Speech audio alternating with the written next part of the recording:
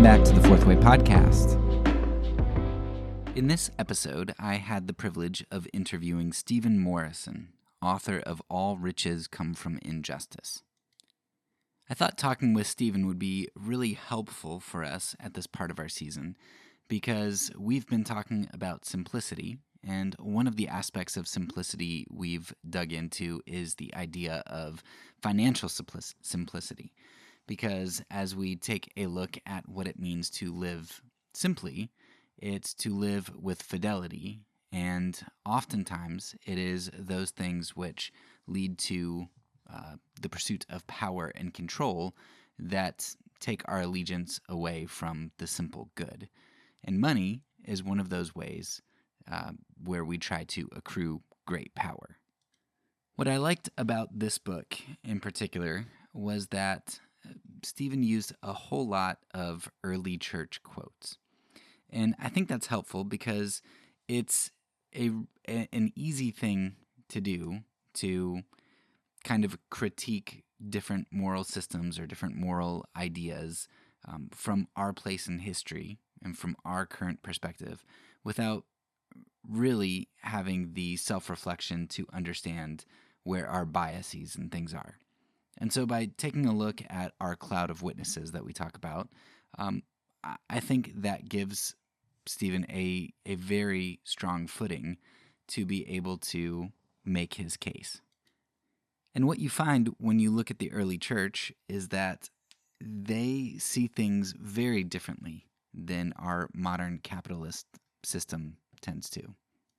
If you were raised in the West, and especially in the United States, then you have heard the boogeyman of communism and socialism kind of put forward as the epitome of evil and the thing that we're fighting against in the world. All the way from back in the 50s and the McCarthy Red Scare, the interview I did with Robert Meeropol in our season on propaganda, and his parents were executed by the state for espionage for a communist state. And then, of course, the 60s, 70s, 80s, all the way up to Reagan, when we had lots of assassinations of people in South America, Central America. You have Oscar Romero. We talked about Haiti and Jean-Bertrand Aristide. All kinds of great evils that the United States and the West did against communist and socialist countries, all under the guise of self-preservation and benevolence. But when you play up communism and socialism as being the epitome of evil, and then you take a look at people like Chrysostom or Jerome or Augustine, and they're talking about issues related to property and wealth and giving everything away, that makes it really hard to make those ideas jive. How can I be so adamant against a position that it seems the very early church at least would have been sympathetic to? Of course, there would be lots of different ways to interpret the early church, and like Stephen says in his book, they didn't have these systems that we have today. And so we don't really know how it all would have played out. But I think we have a fairly good idea of what their views on wealth were. They were a lot more skeptical of the wealthy than we are.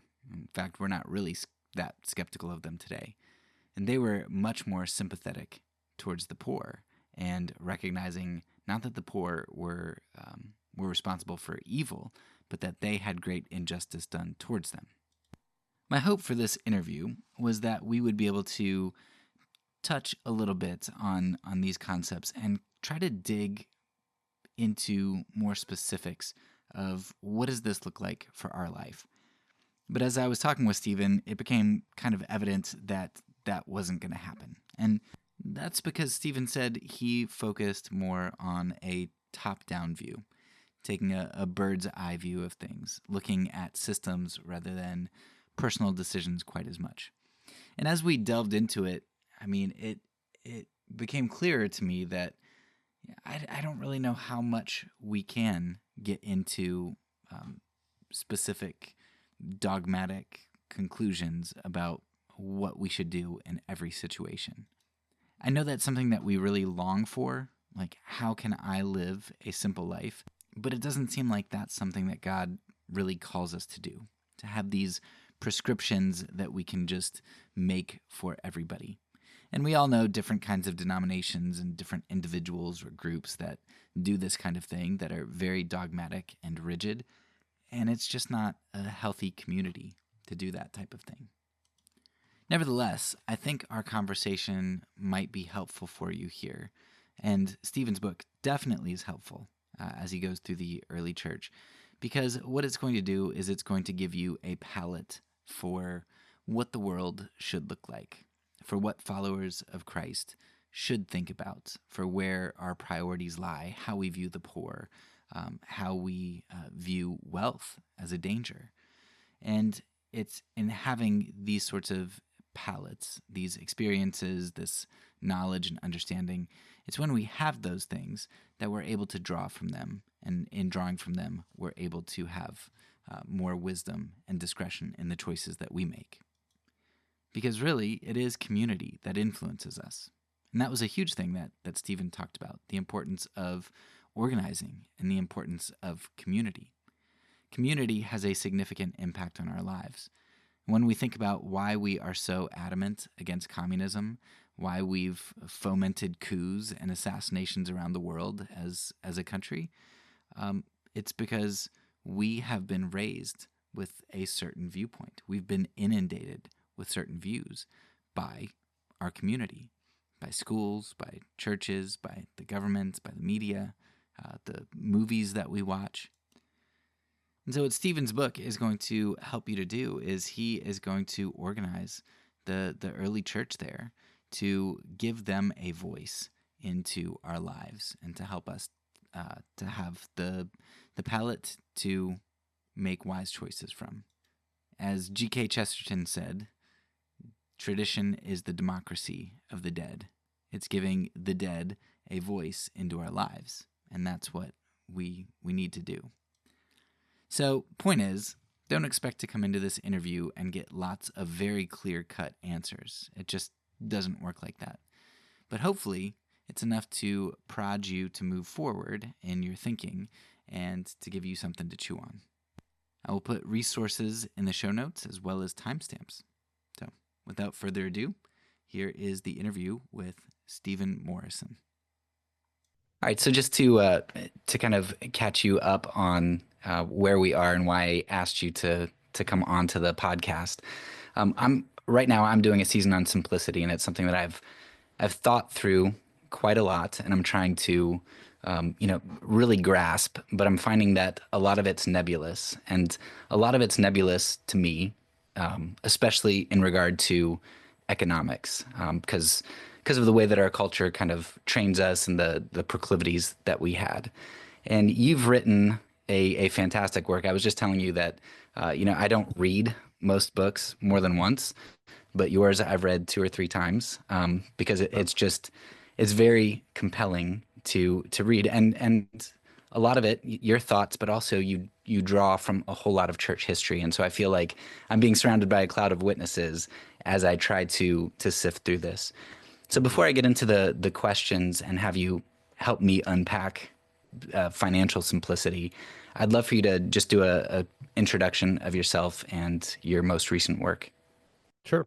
Yeah, no, thanks for that. And like I said, I consider it quite an honor and appreciate that. And that was definitely my hope with this book. Cloud of Witnesses is a great term for it. I really did hope to kind of give voice to stuff that was, for me, I was researching another larger project, and I started to really be compelled by just how much material there was around the church fathers that I thought was quite radical in terms of critiquing wealth inequality, critiquing injustices in society, economically and politically. Um, and so I think that's kind of where the book started off on. I think I even write in the book that it did originally as a chapter in a larger project. I've been working on this larger book on socialism for a number of years now, and this was originally going to be just a chapter, but I found myself having way too much material, and it's like this would do quite well to stand up on its own. And so that's kind of how the book came into being. As far as myself, my background, I've been a writer for about 10 years. I've kind of worked my way backwards into theology. I really didn't have any education before I started writing theology. So I did this series of books called the Plain English series, where I looked at some of theologians that had impacted me and tried to understand them kind of as an amateur theologian for other amateurs. And I'm now doing a doctoral program. So I've kind of worked now 10 years later, worked myself backwards into actually doing more academic research, which has been really fruitful. Doing the doctorate's what's kind of kept me from being as quick as I would want to completing the bigger socialism book. And so yeah, but that's kind of where I'm at now. And I think it was probably through the work of liberation theologians that I became interested in the socio-political aspects of Christian faith and was really impacted personally by it, not just as a research interest, but truly was my own thinking and stuff changed. I grew up fairly conservative, and so I now would consider myself um, quite on the left. And so undergoing that transition was just from reading good books. And so it felt quite natural to write something that was explicitly arguing for an anti-capitalist position. And so yeah, that's kind of where the book came from and a bit of my background. And yeah, so Awesome. yeah, thanks for having me. Yeah. Can I ask what your doctorate is on specifically? Yeah, so I'm focusing on Karl Barth's theology of resistance. Its correlation, the correlation of politics and theology in his work and its Reformation background. So the material context is, yeah, the how Barth formulates a theology of resistance, the right to resistance, to what extent resistance is even an obligation in situations of injustice and all of that. And so yeah, quite a political thesis in itself, but I have the opportunity to work with a really great Barth scholar named Bruce McCormick, who's my advisor at University of Aberdeen. And so it's been a great opportunity. But yeah, it's a fun subject and definitely fits with kind of the theme of politics and liberation theology and all of that. Yeah, well, I can already tell that I'm gonna have to do another interview with you later because we've done a lot on nonviolence and nonviolent action and Hmm. politics. So I could probably talk to you all night, Yeah. but I won't. Um, okay, so I think maybe one of the best places to start for this discussion would be to kind of understand our position because anybody out of self-interest or whatnot can just kind of declare what their job, what their role, what their responsibilities, their obligations are. But as Christians, we have somebody else, from the outside, the biblical text, God, our cloud of witnesses who speak into us and to our position. And so one of the things that is very pronounced with Jesus is that he calls us to service. Hmm. And I mean, you even highlight that and you use that a lot of people would balk at, which is the idea of slavery. I mean, you two quick quotes. You say, the service of God is total and excludes the service of all others. And you say, the rich must be liberated from their slavery to mammon and given over to the slavery of Christ. Hmm. That's really challenging for us to think about. So I would love for you to lay the groundwork for us by talking about how a Christian should understand submission. Yeah, absolutely. So the way I think about submission and obedience and all of these questions is really around the fact that when Christ calls us to obedience, it's at once this moment of slavery, but it's also it's the true life of freedom as well. And so it's both things at once for me, where actually walking in true obedience is the only real way to be a truly free human. And I think kind of in the Western world we define freedom poorly when we define it excuse me, when we define it as just the ability to do anything at any time, um, just total unhinged freedom. Um, I think freedom for a Christian is a very particular sort of freedom. It's the freedom to be who we are in Christ. It's the freedom to walk the way of Christ. Um, I'm always compelled by like somebody like Jürgen Moltmann who talks about we don't necessarily need to have just a Christology, basically a doctrine of Christ, but we need to have a more of a focus on the way of Jesus Christ, that we're called to follow a particular way, not just get in a camp and we're saved and all of that, but we actually are invited to a pathway, and we're on this journey, and which is the way of Christ. And so, yeah, the way I think about even the term slavery in the New Testament, because of course Paul uses that term, and a lot of the church fathers picked up on that too, is yeah, that sense of being bound to God is actually the true way of being free, of being who we're created to be as creatures of God, called by God to walk out that gratitude and that life of joy that truly is free. And so, yeah, I think that's kind of the tension that exists, and I think that um, we do a misservice when we assume that freedom is going to be defined by some other source, whether it's from our culture or from a particular political ideology. But freedom for the Christian is very much freedom to follow Christ and along that narrow way, and um, unfreedom then is anything that is following another master or another path.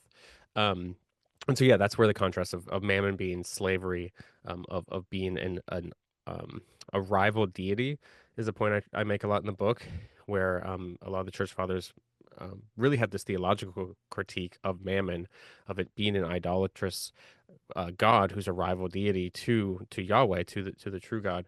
And so um, that entails a certain type of slavery, whereas service to God is a certain type of liberation. And so yeah, that's kind of how I think about that question. Yeah, it's interesting bringing up the idea that we view freedom as kind of the ability to do whatever we want. During our propaganda season, I spent some time talking about economic propaganda, and I don't know if you've read this. If you haven't, you 100% should. But have you read Corey Wimberly at all? How public relations? I forget what it is. It has something to do with public relations, um, Okay. but It it doesn't sound was. familiar, but yeah, it sounds interesting. Yeah, a lot of what he does is he talks about, the shift in the early 1900s to how corporations, you had a whole lot of labor strikes and movements in the late 1800s, and that sort of goes away by the early 1900s around World War One. And he argues that a lot of that is because corporations recognized that there was a whole lot of cost to try to suppress people physically, and so they started public relations, which Mm, suppressed and what public relations did, what advertising did was it created desires within people. Um, and so this idea of freedom being to do whatever you want is great, except for the fact that why do you want to do the thing that you want to do? And mm-hmm, you have a quote from Augustine which kind of talks about that sort of thing. It says, quote, "For on account of the things which each one of us possesses singly, wars exist, hatreds, discords, strifes among human beings, tumults, dissensions, scandals, sins, injustices, and murders. On what account? On account of those things which each of us possess singly."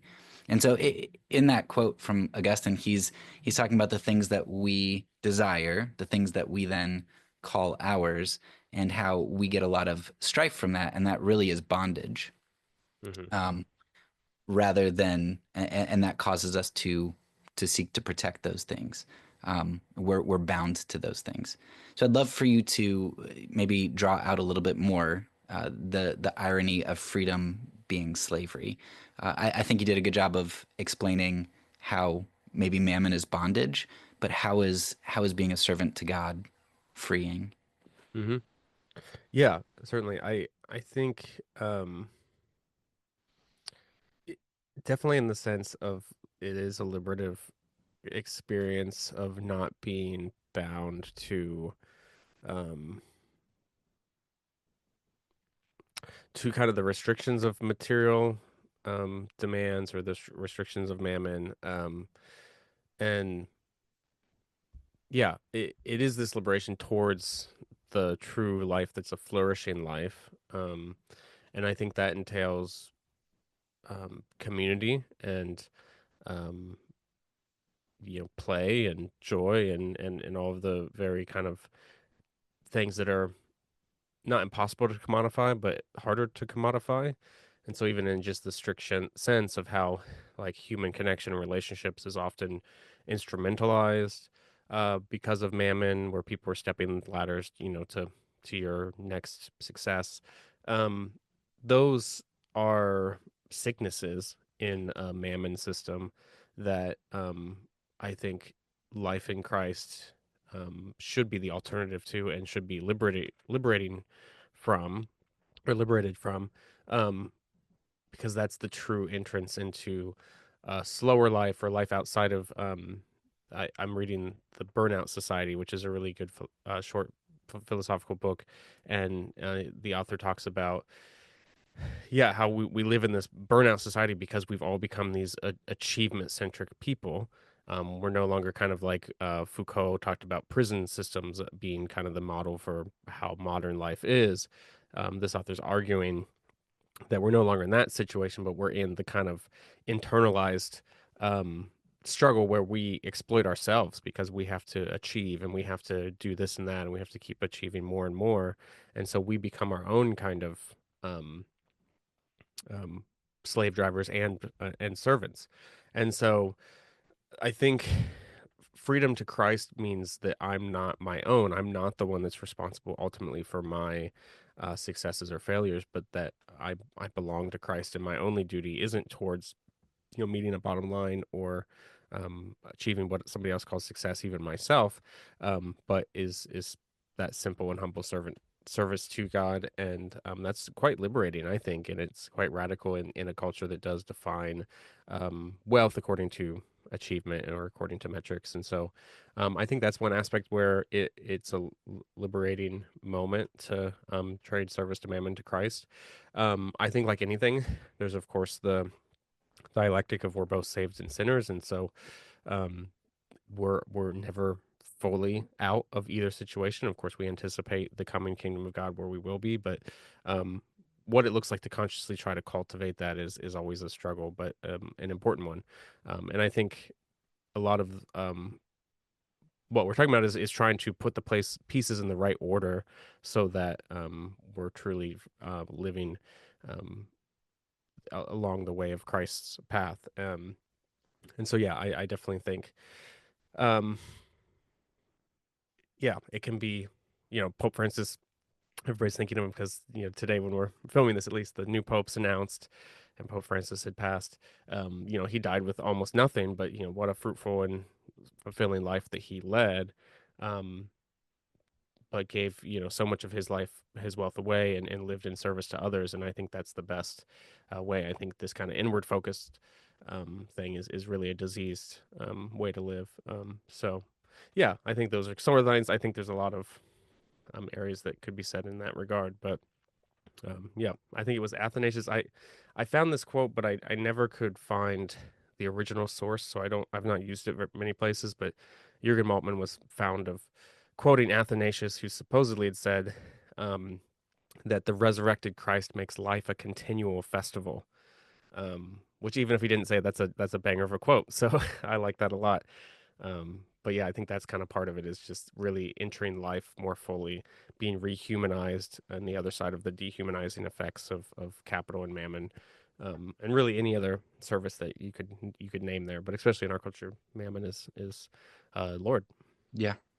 Yeah, I think what stood out to me, maybe the theme that I kind of see from that is a lot of the things that you described of mammon being enslaving is it's kind of like individually enslaving. Like I am focused on my productivity and getting what I need for myself, whereas a lot of the liberating sorts of aspects were if you're talking about a party, a festival, right? That's a communal event, Hmm. right? You wouldn't have a whole lot of fun if you just like turned on the music and just started like drinking and eating and stuff all by yourself. Like a lot of what you're talking about is communal, and so it seems like Jesus liberates us because yes, there are obligations, but it's obligations in community to others, and those others likewise have an obligation to me. Hmm. Yeah. So, um, all right. So it's still very hard for us because, I we are my family is not financially super well off, and a lot of people that we know are, you can live paycheck to paycheck, or be just one medical bill away from having Right. significant difficulties. And so it's still hard for me to envision how wealth is a bad master. Like I know it intellectually, but it's really hard because it's like, well, just a little bit more like that would be nice. But one of the other aspects that I want to explore is that not only is it hard for us, I think, in the West to comprehend how wealth is a bad master, it's also hard and maybe even harder to comprehend how wealth is a rival to Jesus. And you have a really good quote from Ignatius of Antioch that addresses mammon and I believe he calls it heresy, Right. essentially, right, in his work against heresies. I'd love for you to talk about how do a lot of Christians in our group tend to view orthodoxy and orthopraxy and what constitutes as heresy, and how does that compare to the early church's view on what heresy was, and where does mammon fit into all of that? Hmm. Yeah. I think it's a very interesting question. It's something that I've been thinking about more recently. I I think there definitely is a sense that, um, well, I'd answer a few ways. I think orthodoxy as a concept is something that became more rigid kind of after the instability of modernity for the West, after some of the challenges against Christian faith post the biblical criticism era in the 19th century, the Enlightenment and Kant, stuff like that. And so what we think of for orthodoxy today is quite rigid. Um, I think there's some that are trying to open up to a more fluid definition, but even still, I think that when the term gets used, most of the time gets used as a way of saying who's in and out is, you know, who agrees with my position versus yours, or whatever, or this council or this creed. And the most unifying, creed, of course, is the Apostles' Creed, the Nicene Creed. Um, but even with that, there's different ways to interpret that creed. And so um, I think even today we're actually kind of coming full circle to understanding orthodoxy a little bit closer to an orthopraxis, where sometimes people do define who's in and out according to like their morals or whatever else. A acquaintance of mine named David Cognan wrote a really good book called Who is a True Christian?" that analyzes that very question. And so I've been thinking about it more. His proposal is that the term orthodoxy is no longer helpful, really. Um, I'm still thinking through what I think about that proposal. He's a really interesting scholar though, and his research into the way like orthodoxy is developed over time is whether or not it's defined by what we think or what we feel, or what we do, whether it's morals or it's culture or it's doctrine. Um, was a really good historical analysis of that. So would recommend that for a really interesting dive into that as a modern question. I think as an ancient question, it's a really interesting question because you know I, because of that change, because the early church had a different concept, a different framework for thinking through what orthodoxy is and orthopraxy. And certainly I think the emphasis early on, though it's hard to generalize everything. And I'm, despite writing this book, I'm not an expert in patristic scholarship. I know enough to have written this book, but that particular question is something that others have written a lot about. Um, and I do think there's a shift because of the time difference between us and then that they had a concept of orthodoxy that wasn't disconnected from orthopraxy, that those were similar, if not the same thing. um, and yeah, the idea of um, considering usury a sin, of considering service to mammon a sin.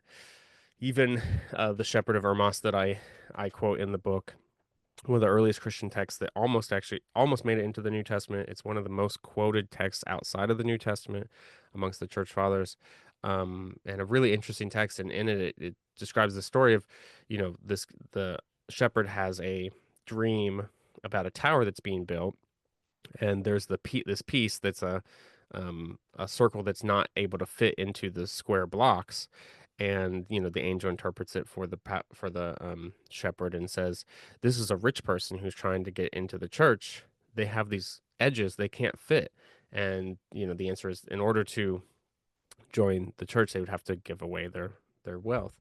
And so there was this precedent set for, this is what it means to be a part of this community of faith, this Christian um, thing. And so there was a closer connection for sure between it. And yeah, and that quote you cited um, from that text is yeah, definitely relevant. And so yeah, it's something where today we don't think about as much, the ways that orthopraxy are related.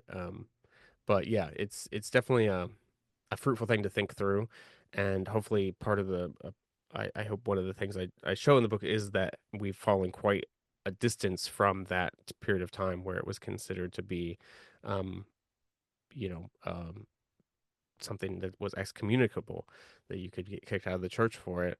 Whereas today, there's Christian business conferences, and not that those inherently are wrong, but in the sense of lifting up the pursuit of wealth in and of itself, I think is problematic. And so, yeah, there's definitely a shift that's happened today, and I think it is really a shift that took place because of capitalism, and the way capitalism has corroded our thinking, and really, people talk about capitalism as an economic system, but it's really a total system. It affects how we think. It affects how we live our lives. It really affects how we process. And so that's how, in that way, it can be considered a rival deity, because it very much, um, is the Lord over most of what our concerns are about. I mean, the very practical concerns that we have day to day are very much determined by this, and so it is a systemic critique that I'm trying to bring with the book overall. But yeah, those sort of personal orthopraxic questions are in there. But I feel that like was a little bit of a rant, but or a tangent of sorts. But hopefully that answered somewhat of what you're asking. Yeah, no, it's good. Um, and yeah, it's helpful to understand when you look at the early church that action and specifically actions that we wouldn't think of, like wealth and giving up your riches, were a significant part of the church. And so to be a good Christian, or even according to the shepherd, like maybe to be a Christian at all, meant to give up your wealth. Whereas today, it seems like what we've done, intentionally or not, is we've not only said it's okay to have riches, but we've said it's bad to not have riches. And Max Weber talks about this kind of thing, and hypothesizes how that developed. But Hmm. now you have the idea of meritocracy today, where Hmm. it's the poor who are viewed as being in sin, because if there's lack, it's because of some fault in them, some sin in them. And of course, sometimes that happens. Like, of course, sometimes there are issues, but that due to sin, you lose money. But more often than not, there are systemic issues that bring that about, even if it was a choice that they make. And Hmm. it's interesting in my denomination, and I would bet that this is probably across a lot of denominations. If you look at like the elders versus the deacons and stuff, a lot of times the elders are like your white collar workers, they're your businessmen, they're the wealthy, Hmm. and then the deacons are more often like the blue collar workers and stuff, or maybe not as successful. Every church we visited when we were itinerating to do some missions work, every church we visited in our denomination was just filled with business people as elders. Hmm. So I would be interested in your take on the idea of meritocracy, and maybe the shift from viewing the poor the way that we do today, and how does that compare to how the early church talked about and viewed the poor? Hmm. Yeah, definitely. I think for sure the shift to kind of this sense of uh, really in the ancient Near East, it wasn't exclusive to the early church or even to the scriptures, but in the ancient Near East, it was basically assumed that if there was a rich person, they earned their riches unjustly. I mean, that's the title of the book. Uh, and it's an assumption that Jerome is where I get the title of the book. All riches come from injustice, and he's quoting somebody who said that this person is a man of injustice because they're rich, and so um, I think that it was assumed that if somebody had excess, it was either through some sort of robbery or from inheriting an original injustice. Um, and so, yeah, quite a significant shift. Whereas today, it feels like it's, oh, well, this poor person, they must have done something wrong. Maybe they're a drug addict. Maybe they, we've all heard those excuses that try to um, really to argue why they don't deserve, you know, a life that everybody else wants. Um, and so I think the shift is extremely significant. Um, yeah, the the meritocracy piece of it is definitely significant.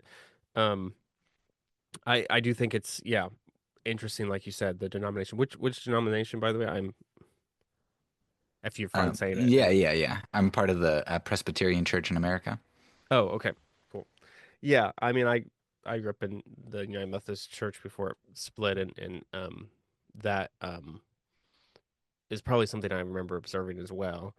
Um, and whether that's a practical factor that people just happen to be in a position like that, happen to have the free time to do something like that, or having the means to, and that's represented in politics too, right? Like the political um, um, reality that to pursue politics usually requires to having some sort of independent means of wealth. Um, is just kind of a natural fact of this kind of neoliberal system that we have. But yeah, it's extremely interesting when it affects the church and leads to this kind of meritocracy and this mindset of earning, and really it is a it leads to such a dehumanization of the average day person in a way that's quite sad.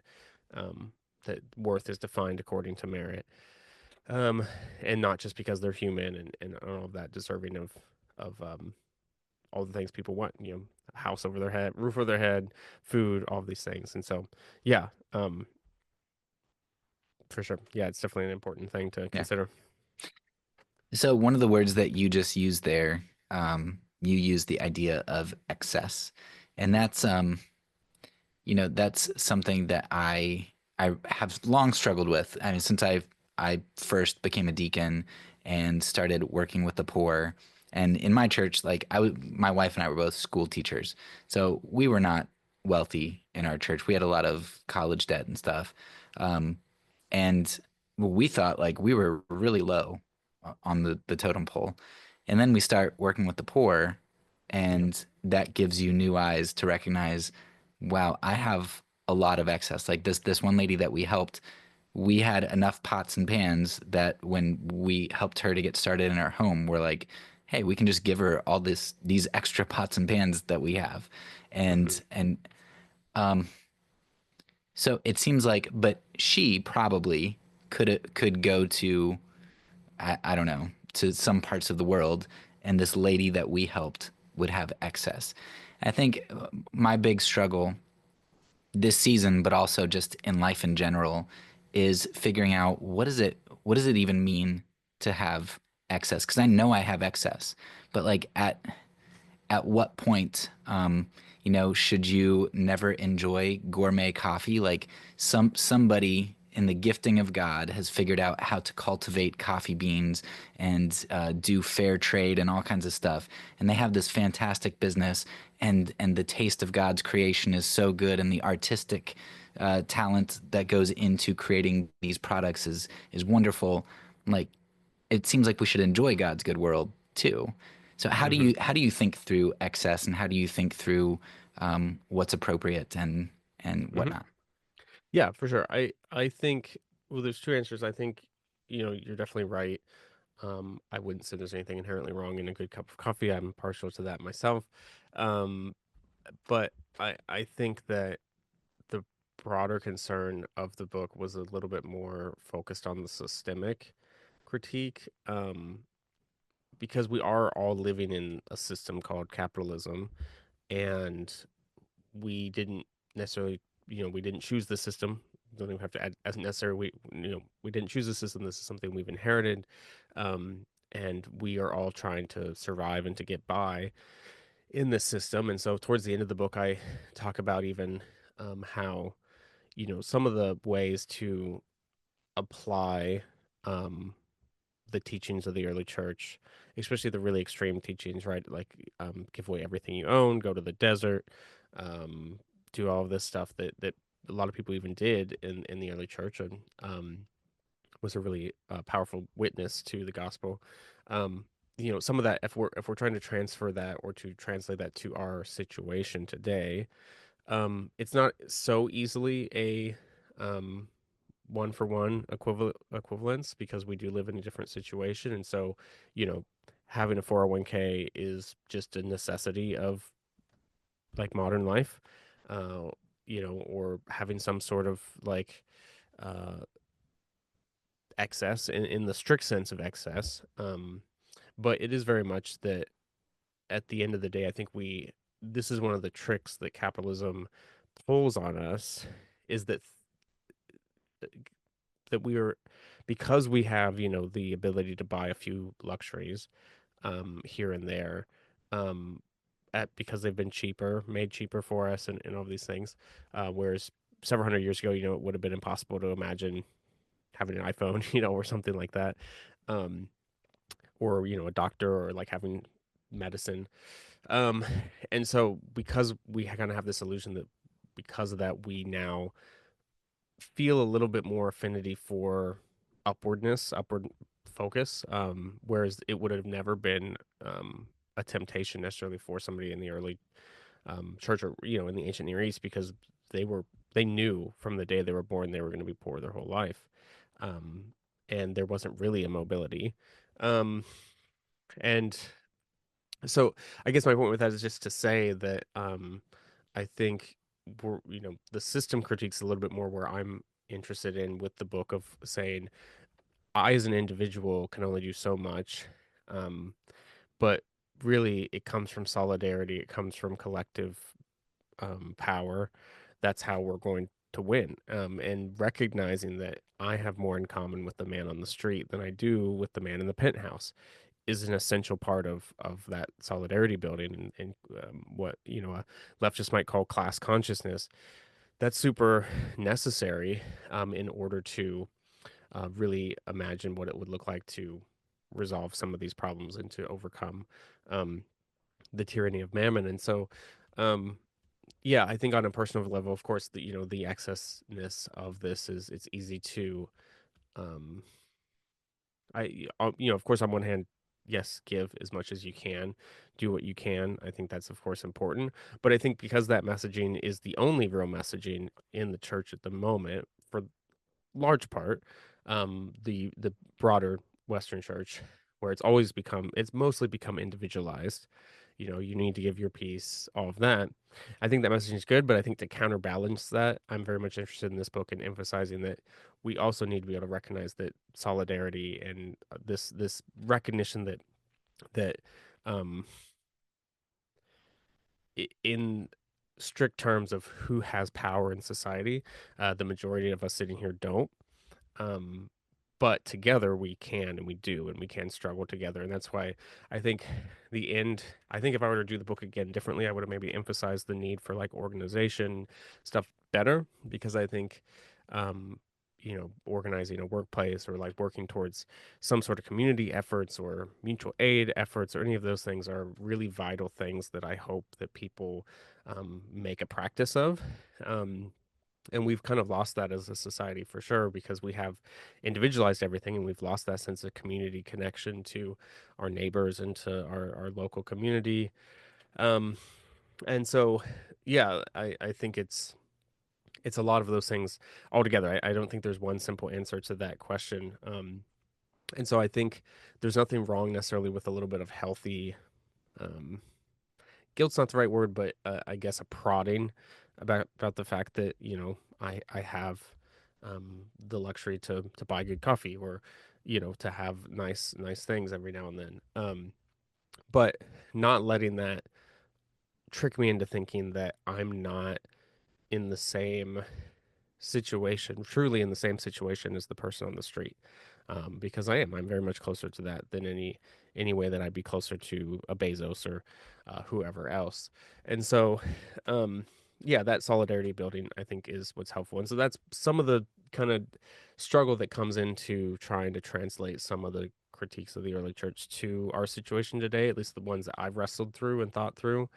Um, because I think sometimes one of the, at least in my experience, and maybe this is a miscalculated claim, but my experience has been that when somebody feels that they are, middle class, or when they feel that they are on that upward mobility track, they're less they and then they're told the messaging of guilt of, well, that's a problem, this is this, they're less likely to actually be enthusiastic about organize, or enthusiastic about joining together with the poor and the weak, um, than it would be if it's a recognition of, no, actually we're all in this together, and you might not know it yet, but you're one bad week away from being in the exact same situation.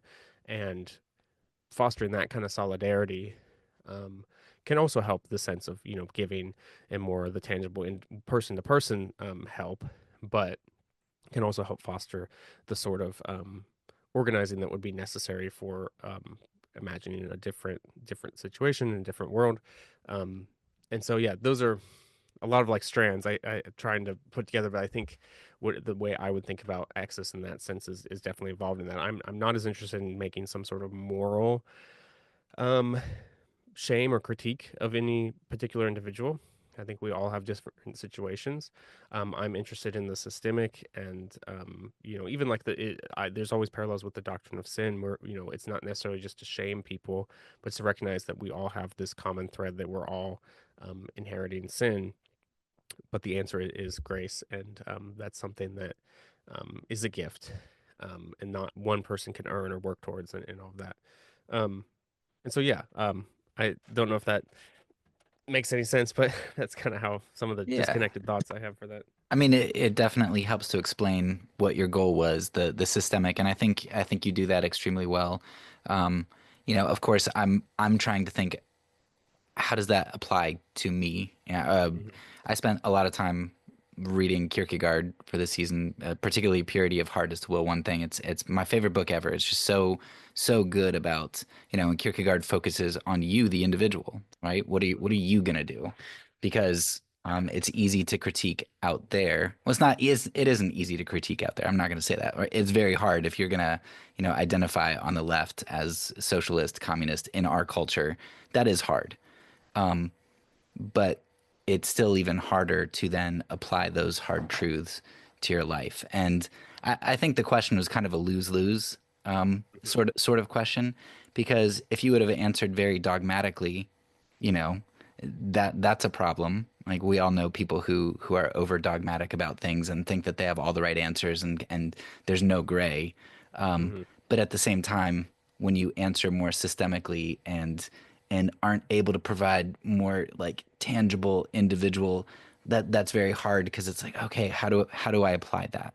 Mhm. And I don't know the answer to that. And I think it's great for us to be able to wrestle with that, but it's something that I'm gonna, and maybe that's the goal. Maybe we have to keep wrestling and keep being prodded by the spirits and every Yeah. decision that we make from day to day. Yeah, absolutely. I like that framing of not being dogmatic. There's no blueprint for this, and everybody's life is different, and so generalizations are never terribly helpful when it comes to ethical claims or political claims or whatever. But I do think, yeah, that's a good way of putting it for sure. So I do want to ask one more question, and this isn't one that I had typed out. So hopefully it comes out well, and you get the gist of what I'm trying to say, and it's appropriate. Um, when you were talking about how we have more in common with the person in the street, 100%, like between me and Jeff Bezos, and I mean the the top 10,000 wealthiest people, right? Hmm. I have much more in common with the person on the street. I'm one thing away from Hmm. being on the street myself. So I get that. But then when you think about like, well, because I'm not Jeff Bezos, you know, I'm really going to identify with the people on the street. And I know you weren't saying this, but to feel like I don't have that much of a responsibility because I can't make a dent in things, whereas Jeff Bezos can, Hmm. it made me think of Hannah Arendt and the banality of evil, how like everybody's little evil act created the Hmm. Nazi regime. It wasn't just one sadistic person who goes off and does stuff. It's a lot of people following orders, not saying anything when their neighbors are taken away. And so I guess that's like, what would you say to? I understand that Jeff Bezos has a lot more power, Hmm. but if all of us emphasized our individual accountability and chose to do the small good, that would accumulate significantly. Yeah, 100%. No, and definitely didn't mean to emphasize that, personal responsibility is not a factor. I think it's because that messaging's hit so much in the church that my aims are not necessarily to make that point exactly, but it definitely is part of it. I think absolutely bear that responsibility. Nobody is exempt from giving, from helping your neighbor, all of those things. 100%. I think that the other side of it too is really one way of reading some of the work of like Marx or some of the leftist thinkers is this kind of unveiling of the tricks that capitalism pulls to really show that to the common person, to the worker. I'm a worker. I Anybody that has to work 9 to 5 or get up in the morning and do some sort of labor is part of what would be called the working class. Um, and part of kind of what Marx is doing in some of his critiques very much is this analysis of saying um, the power for a new society is in our hands, in the sense of it would take us working together towards this, that it isn't going to necessarily come from some top down single, lone wolf savior. In the sense of one billionaire giving away all their wealth, a lot of times that's a PR stunt. A lot of the other times they're giving away their wealth to their own charities as a means of funneling, mitigating taxes. So there's a lot of things that are like, problematic about the philanthropy um, term. A guy named Ryan Cagle, who I'm friends with, he uses this term, the nonprofit industrial complex, because it very much is this kind of thing. It's self perpetuating, and it because it's still within the constraints of capitalism. There's valid critiques of some of the philanthropy. Um, and so being able to see how sometimes that can be actually a crutch towards propping up the very same system that led to that issue is something that I think is part of that systemic critique. Um, and it's part of the ways too how I think you know Marx and Engels and the manifesto saying workers of the world unite. All power to the people is a common refrain as well in a lot of the social movements that have come up, and a lot of that's lost in the language around um, politics and capitalism. And it's about, especially in America, it's about voting for one of two people in a party every 4 years, and that's the extent of political action. And so I think um, part of the systemic critique for me, and this is again something where if I were to write it again, I maybe would emphasize more, is that reimagining what engagement in the political is beyond just voting or beyond just this or that. And the same for how do you help the poor? Yes, give to the poor. Yes, vote, but also try to do the things that involve getting to the root behind what's causing poverty, what's causing this or that. And as an individual you can certainly do things like that. For example, like homeless, I'm always concerned for homeless people around here in Columbus, Ohio, and it seems to be a growing population. I know statistically in America it is a growing population.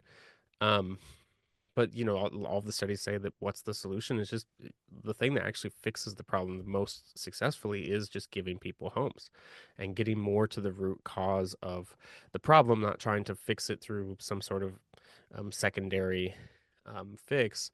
And so it's all of these things. It's not either or. It's not either I'm picking that because I went to an organizing meeting, I don't have to go also, donate or go help the person on the street that's begging, um, or to help my neighbor or to help my friend or any of those sort of things. Um, so it certainly is both, but I think the systemic is a way of broadening our horizons, not of narrowing it for sure for me. Um, it's adding more um, responsibility, because it isn't that we can't do anything. It's actually the opposite. It's that we can, but it's not that I can do anything. It's that we can. I'm not going to come in and save the world. Um, I mean, none of us as humans can, right? In the theological sense, but even in that regard, right? Like the kingdom of God's the ultimate hope that we have. But in the penultimate, in the current, we should be working towards steps towards what it would look like to have kingdom come on earth as it is in heaven. And so um, it's all of those things for sure. And so, yeah, I definitely think that's a great question and a great point. And I think that even like a critique of saying, well, sometimes those in the more progressive spaces are like, well, let's let's tax Bezos. Let's get rid of his wealth individually or something like that. It's like that's fine in the short term as a solution, but I think the longer term is like, how did systemically we get to the point where this inequality has grown so extreme and is only getting worse and is only progressing more and more towards the further extreme of inequality, and looking at the mechanisms of how that took place and fixing more of those root problems, while also saying, yeah, he should definitely be taxed more, and he should also definitely not have this much power over political questions or all of the different soft power aspects that come with wealth. And so all of those critiques are good, and I think again it's like we were talking about before with understanding the personal questions. It is a little bit of like putting things in the right place, of seeing that for so much because of some of the tricks capitalism pulls, we do get funneled into this individualistic form of activism, I activism, which really can converge a little bit more on the border of like performative activism, where I do the things because I'm almost mitigating my own feeling of guilt, instead of we activism, which is truly rooted in how do I build solidarity? How do I build organization? How do I truly mobilize in a way that we can solve it? It's not going to be my burden, it's going to be ours. And I think having that broader vision is really the hope for sure. Yeah, it's like carbon offsets. Right. Yeah, that's a great example too. For sure. My carbon footprint was invented, propaganda. I'm sure you know the story, propaganda tool invented by BP, part of their PR stuff. I don't know if that's part of that book. But very much to make this big distinction of, well, it's your carbon footprint, not, like there's this one of my favorite exchanges on Twitter, which I'll only call Twitter, um, for reasons, is where, BP posted this thing on Earth Day about the company BP posted this Earth Day thing. It was like, what's your pledge for climate justice? And all these people retweeted is like, I promise not to spill billions of gallons of oil into the ocean, calling them Yeah. out for what they've done. But yeah, that's a great example for sure of that, the way that capitalism has consciously funneled our activity into individual responsibility, instead of where the left used to be about the collective power of how we can organize together to fight for a better system and a better rights for us. And so much of the tragedy of like American labor has been that those are corrupted and not corrupted, but they've been rolled back. And since Reagan, labor unions are doing so much worse, and Trump again is not a very pro labor president. um and so, yeah, all of those things have been kind of robbed from us as options, and so we don't think they're viable options. um, and it's hard work. I mean, I'm engaged in trying to organize my workplace.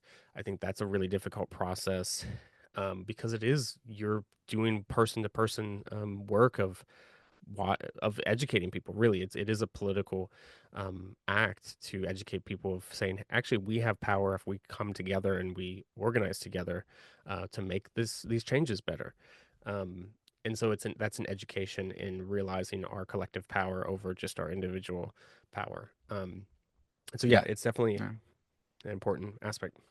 Yeah, it's very helpful, to understand that you're coming at it from the systemic point of view. And what you said about Marx, kind of trying to uncover the tricks of capitalism. It reminded me talking about BP and stuff too. I'd read an article a while ago. When you go to Kroger or I don't know whatever store you go to, and at the end they're like, "Do you want to round up and donate to whatever charity?" And Right, I don't. I always feel a little bit guilty, just like I feel guilty not tipping when I go in to take out pizza, like even though I right. didn't sit down. There's always that a level of guilt, but I'm like I do my donating to churches or whatever organizations I donate to. Like I don't feel that bad about not doing it. Hmm. But then I read an article where they said essentially, at least what some companies, if not all of them, do, is they take that money that you give, they make you feel guilty as an individual. What are you gonna do for other people? You give it to the company, they take that money, they donate it, and they get the tax write off for it. Right. So they trick you, they cause you to feel guilt. And I think when you were referring earlier to the middle class, if you can make the middle class distinct from the lower class, from the working class, then all of a sudden they're like, well, I don't want to become working class. So Right. now you pit them against each other, just like you pit the poor whites and the freed enslaved against each Hmm. other, rather than cause them to recognize that they have more in common. Absolutely. Yeah. No, um, that's a huge part of it for sure. All right, so I've got one more listed question for you, and I think when we talked beforehand, you said that this is the most important one. So I don't know where it'll go, but yeah, reading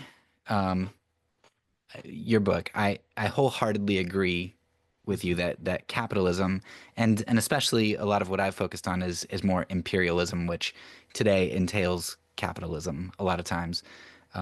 That leads to horrendous inequity and injustice. And my impression from talking with you and from reading your book is that you advocate for socialism or communism. I don't know how you would couch that. And I think that the capitalist attribution of communist horrors, is I think a lot of times they stretch that. I've seen lots of different ways to caveat it. Is it Richard Wolff? Do you know Richard Wolff? Hmm. Yeah. Familiar. Yeah, I've seen some of his stuff, and I like some of the things that he says, and he's helpful in understanding some more of the nuance. So I Hmm. think capitalism oversells, the horrors or how much of those horrors you can attribute specifically to socialism or communism. Right. Nevertheless, Hmm. I think that both systems, whether it's capitalism, communism, I think that both of those systems being enforced by a nation state or a government, rather than a free will community, I think that just inevitably is going to lead to horrible atrocities and injustices. I don't think it. I think it just always will. And so when you start advocating for socialism or communism, to me it feels like it it feels like you're. I understand why you're moving away from capitalism, but it feels like you're just moving towards the same thing. And that's my Hmm. impression. So I would really like for you to educate me here, because I grew up in the West and in the United States. Still in a relatively conservative Christian denomination where communism is and socialism are looked down on. So I would love for you to kind of help me understand this. Yeah. No, for sure. I could spend, I think, all night on that because it's the other half of this book is the larger argument that's not just negative but positive, arguing for a specific point. And I'd say, well, two things. The first thing I'd say is it is correct to say that any system would lead to injustices, and there's no illusion in my head, or really any religious socialist that I'm aware of, that socialism is the equivalent of the kingdom of God on earth. I think early socialists maybe made some of those claims, but the idea that this is now a perfect system that resolves all of the problems, there's some leftists that kind of argue that. I think that's naive. That's idealistic. And so it's correct that, there's no system that's going to solve every issue. Um, but then on the other hand, I think the reason why I would opt for a particular yes to socialism, um, is that is the recognition that it's a applied risk, because we do live in the penultimate, we don't live in the ultimate. And so on the one hand, we can't take the reality of this finite choice and make it ultimate. That would be idolatrous. And so, correct to say, not making any of these hopes an idol. My ultimate hope is the kingdom of God.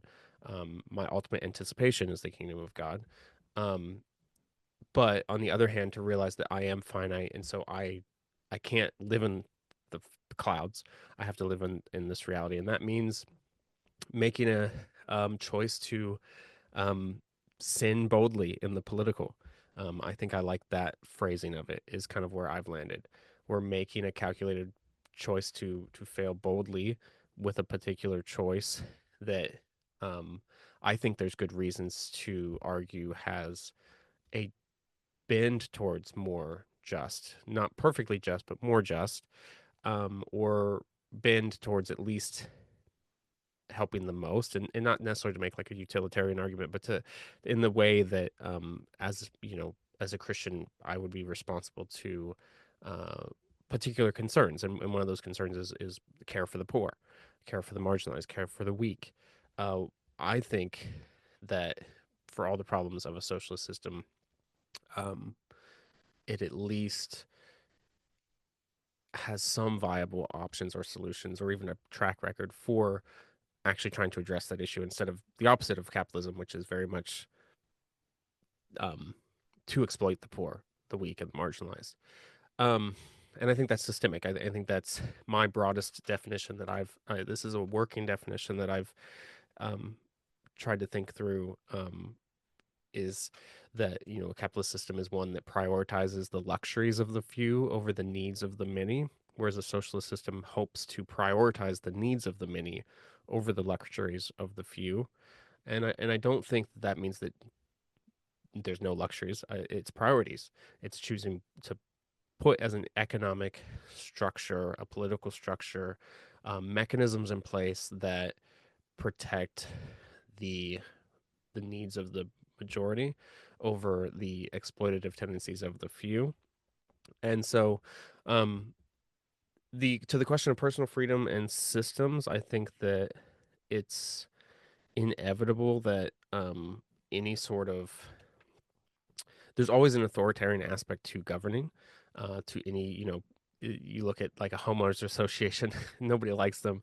Um, but any sort of organized body is going to entail some degree of authoritarianism, just by definition of being an authority. That doesn't mean totalitarianism or tyranny, but it just means that there's, an authority in place that, people submit to. And so I think, some of the more anarchistic critiques of socialism are, I would argue, a bit, utopian, because I don't think capitalism's a genie that we can put back in the bottle. I think we don't go backwards. I think we go through it. And the central contradiction, that I think Marx and Engels identify with capitalism, one of the many contradictions, but one of the central ones, is the fact that this is now a system that has done this great thing of revolutionizing industry and technology and all of these things. It's led to quite remarkable, developments, but and one of the interesting developments that they make a lot of is how it's led to the fact that nothing's created in nothing's not created, but nothing's produced by one person. That any sort of commodity, any sort of product, is a community product. You take any example, and there's many hands that have been involved in that process, like an iPhone, from designing it to building different components to putting those together to shipping it to getting it sold, to all of those things. There's dozens, if not hundreds, of hands, not thousands of hands, involved in any given, commodity and product that's been produced. Um, and even on different levels of like how we get around and transportation and all these things. So there's always this new sense where on the one hand communities been built um, quite rapidly, but the contradictions in place when all of those things that are produced commonly are then owned privately, whereas the resolution to that, um, and the German term Aufheben, um, is a Hegelian term, which means sublation, where you overcome something by also integrating it, kind of resolving it, right? In this Hegelian sense, is kind of the term that they've used um, to describe the process of socialism, which would be the thing that resolves that tension by instead of we produce everything commonly, but now the resolution is that we also own it commonly, and that would look like having some sort of um, government system in place that whether it's state ownership or whatever else, and nobody knows what some ideal utopian future could look like. That's hypothetical. We live in the now, but I think I was even having this conversation with a coworker today about Amazon and the fact that it seems to own all these things and it seems to be the one-stop shop for so many people. um, but then it's funneled into private hands, where something like that is actually they've built a utility that could be publicly owned, for in the the profits of that and all that could be funneled into good. And so those are some of the things I think through that. I think in terms of looking back into the past, I think there's definitely valid critiques of past attempts at revolutionary changes or of socialism itself. Um, One of my favorite facts to throw out is that we have this socialist state, or there's debate about China that a lot in the West like to talk about it as not being socialist. They see themselves as socialist, and I think in a lot of the metrics, I think you can make an argument if they aren't in name, in actual fact, at least they're moving in some direction towards that. The majority of their largest companies are owned by the state, all of that stuff, right? And so, one of the things that I am quite impressed by is the poverty reduction in China, and how in since they eradicated um, total poverty. I think it was in 2019 when they made that official, but lifting 800 million people out of absolute poverty is a staggering and remarkable thing. And I think as a Christian, I can look at that and say, yes, there's faults and critiques and very valid ones about them, but I would say that that's something that is that's a remarkable success that I think is worth um, realizing. And so yeah, I think um, not that that would be as a way of saying that this is perfect and all of this. And so it's such a complicated thing, right? And I think we like to think in these binaries, black and white, and like, oh, this place good, this place bad. And I think there's valid room for more nuance, but those are some of the things I think about around that question. I think that it is important because the systemic critique, sorry, does raise that question of, okay, but then what's the solution, right? Making this critique has that question of what's the solution. And I think in the simplest term, yeah, that whatever we call it, going through capitalism to its natural conclusion is um or not its natural conclusion, but going through it to our chosen conclusion is necessary, because it has a conclusion. It could be fascism, it could be the complete breakdown of society, or it could be something more hopeful and more for the good of all.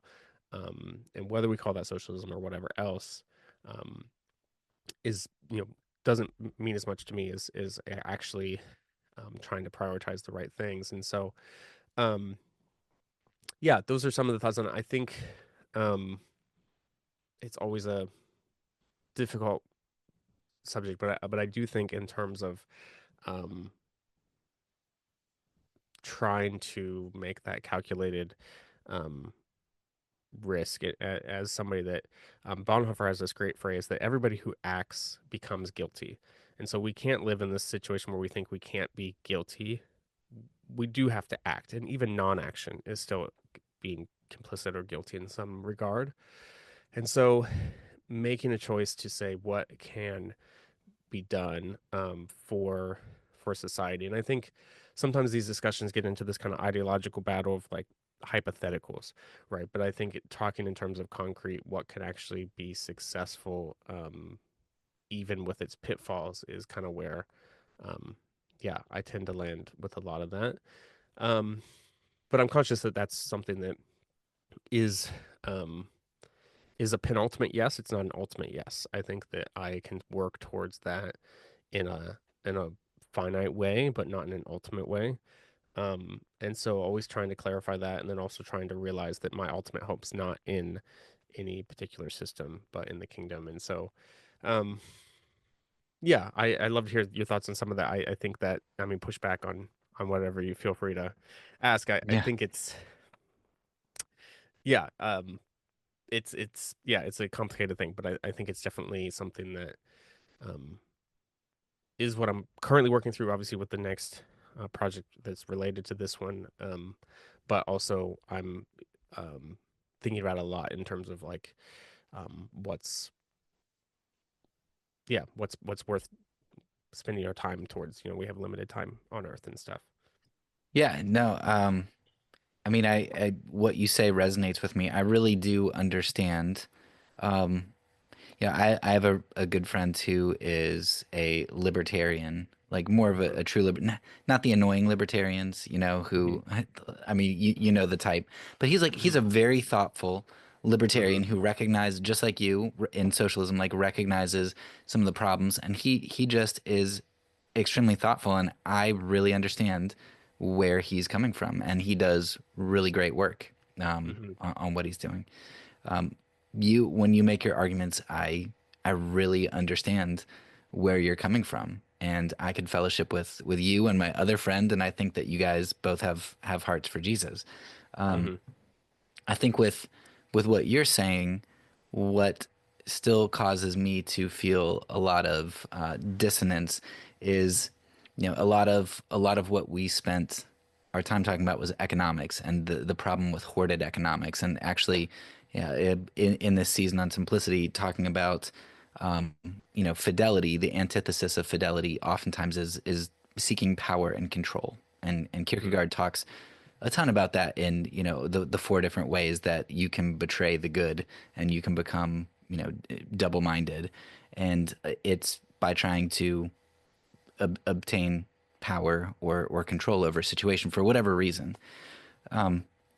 And so what the answer is, if you end up going to something like state control of stuff, it's like, Hmm. okay, the state now is being entrusted to disperse wealth. And so now we're Hmm. dispersing the power of wealth. But the way that we're doing that is by consolidating the power of politics. And so I'm very Hmm. skeptical Hmm. of consolidated power. Hmm. I'm more of, I lean anarchist in the vein of like Elul, but probably more so Hmm. like Hmm. Anabaptists, like Werner Yep. de Eller, if you're familiar with him. Hmm. And so I just, yeah, I think that's where it's Yep. like, okay, you're trading one power for another, Hmm. and having lived in Romania and talked to people who are under communism there, and Hmm. their experiences of the police force and whoever, they had all the bananas and all of the stuff that they Right. hoarded for themselves, and the people had nothing. During that time, they built the People's Palace, like the heaviest building in the world, filled with marble and chandeliers that four Hmm. people can fit in. It's like a room, a chandelier that's a room. Wow. So yeah, it feels like you're Yeah. trading one power for the other, for another. Right. Yeah. No, and that's valid and very much a real critique and a valid critique I would agree with.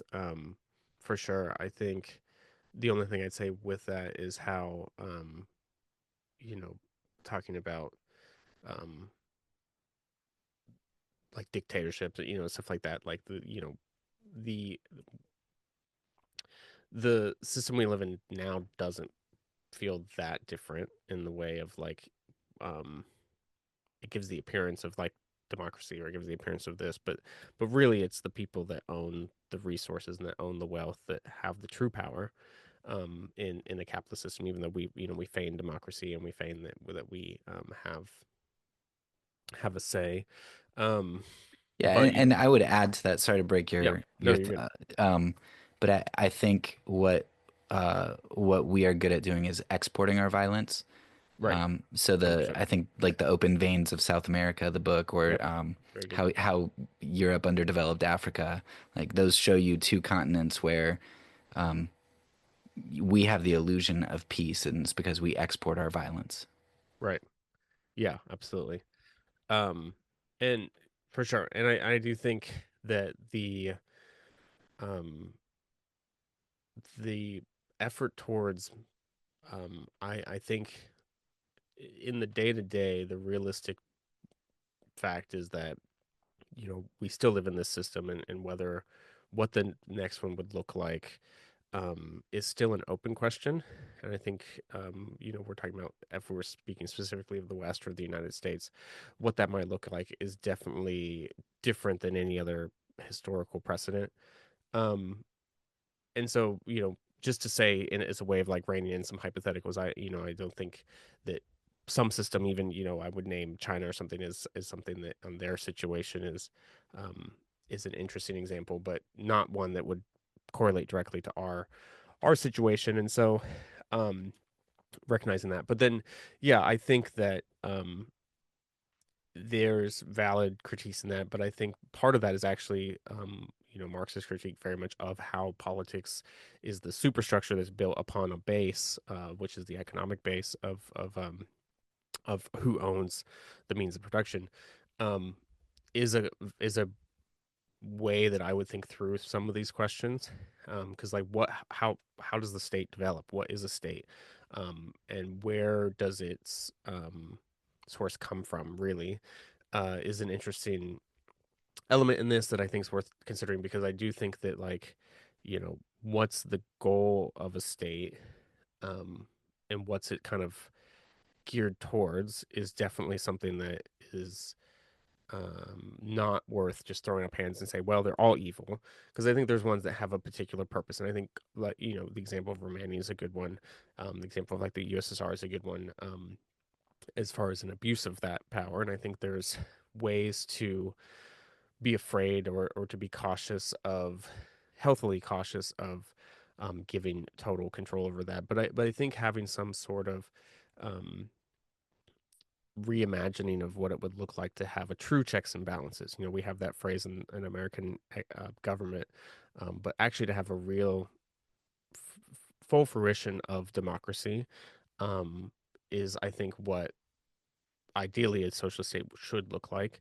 Um, is truly not just democracy in name, or in terms of, like we said, voting once every 4 years, but truly of having a say in how the system is run. And I think that ideally that's kind of what a socialist state should look like. And so I think, um, yeah, I think that there's a lot of um, important conversations around that can and should happen.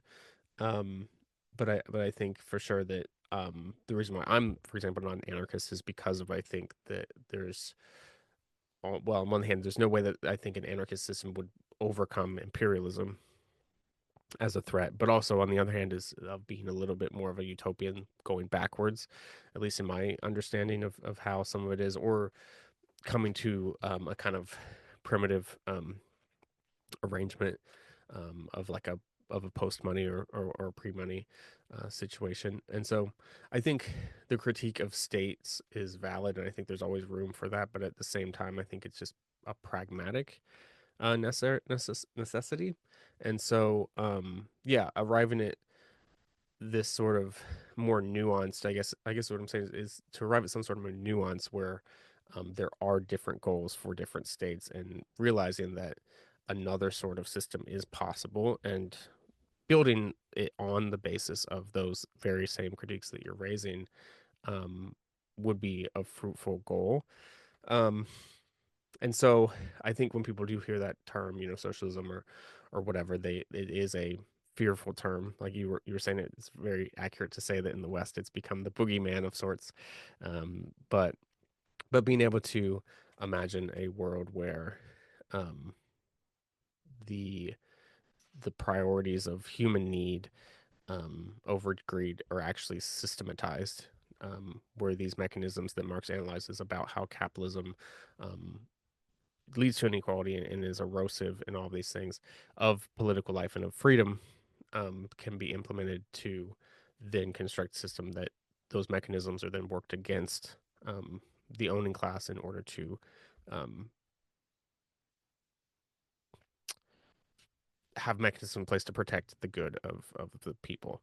Um, and so yeah, those are some of the thoughts for it. I guess I don't know if that um, tracks, but it is always a thing. Like I said, that it's very complicated and it's not um, something that I think should live in the realm of just an either or of like a black and white, but definitely in a more conversational realm. And like you said, having community, people that are on the vaguer sense of the left, having that sense of um, in the now, working in the moment. And even if having some vision of the future doesn't line up, I think that's kind of just hypothetical at the moment.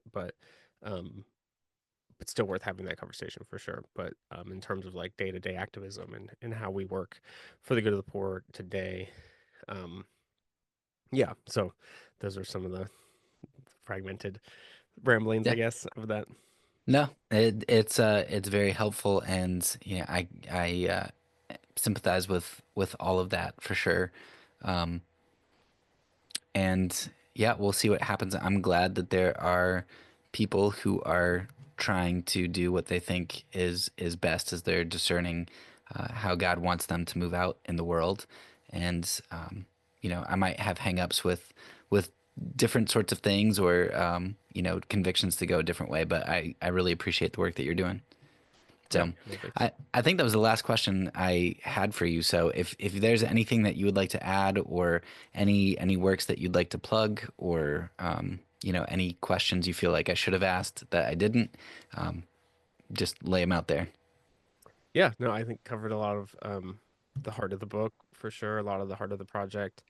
I do think it's come up a lot that there's areas in the book that if I would have written it differently today, there would have been more maybe pragmatic steps and whether it's around organizing or community building and stuff like that we've talked about. But yeah, I'm really appreciative that that you've read the book as closely as you had and that it clearly has resonated and I'm thankful that I think I write in the book how my um, at the least case scenario is I hope to put these quotes, kind of give them their space to really challenge us in a number of ways and to lead to these sort of conversations.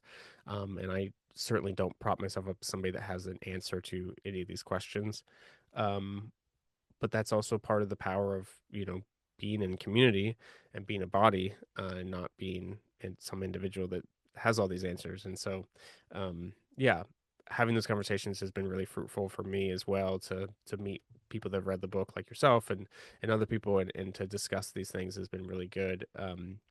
But yeah, definitely having um the freedom to think through these things in a productive way and to really have the conversation is better than not, or to brushing it aside, or to limiting it to a certain set of presupposed answers. And I think that's where it gets messy to try to describe um, what this would look like both in personal life, practical life, political life, imagining a different future, all of these things. It gets really messy and difficult because we're consciously refusing the pre-made answers that have been handed to us and looking back to the church fathers and looking back to scripture and trying to say, I think we've missed something along the way, and to try to um, wrestle with that. I think that's the term you used earlier, and I really think that's the best description of what this means.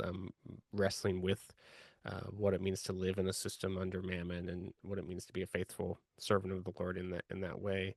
Um, yeah, is difficult work, but necessarily work, and there's grace in all of it. There's grace to fail. There's grace to sin boldly and to make mistakes. But I think that's being on the way is better than thinking that we've arrived already, or we have all the answers and stuff. So I hope it comes across in the book that it's not um like a prescription, but it's very much just a conversation. So, but yeah, so in that regard, I very much appreciate your willingness to have me on here and have a discussion and to talk through some of these things and talk about the book. So I very much appreciate it, and your time and your questions were thoughtful. So thanks. Well, thank you again. Yeah. That's all for now. So peace, and because I'm a pacifist, when I say it, I mean it.